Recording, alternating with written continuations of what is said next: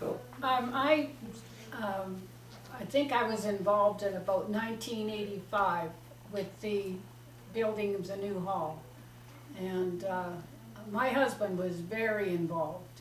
I can remember never seeing him for months on end. And he worked for the railroad, so he was home days, and he spent those days over here.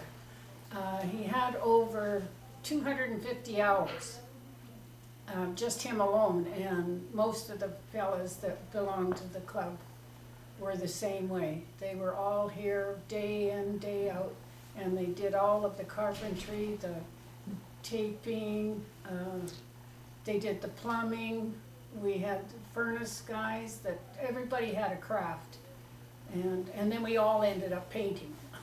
Was this in the building of McGregor's Hall? Yes. Could you That's say what- that? Yeah, that was McGregor Hall. Building And, on of the extension. It took a long time to get that going. It was very interesting that Jack McGregor, who was the architect for the McGregor Hall, he had a very rough time with the city because he was a retired architect. And he was a senior, and he didn't know really what the specifications were and all the design work. So they gave us a really bad time, and it was about 3 years before we finally got a permit. But that's how that hall evolved. And then it just went into more classes, more things that were taking place. Clara Forbes started the bridge, but I think she started that in the Founders Hall, the old hall. We had fashion shows, we had all kinds of things going. We did dinners, anything that we could raise money, and a lot of casinos. That was our savings, and so, yeah, there's other. Tell them about the leopards in the parade. Oh, we used to have a, October, we would go for Halloween. And so everybody had to wear costumes. And we have pictures of those all in the, and Phil and I, because our name is Leopard, came as leopards. He was the caveman, and I found these outfits, and we won second prize. They didn't have much on.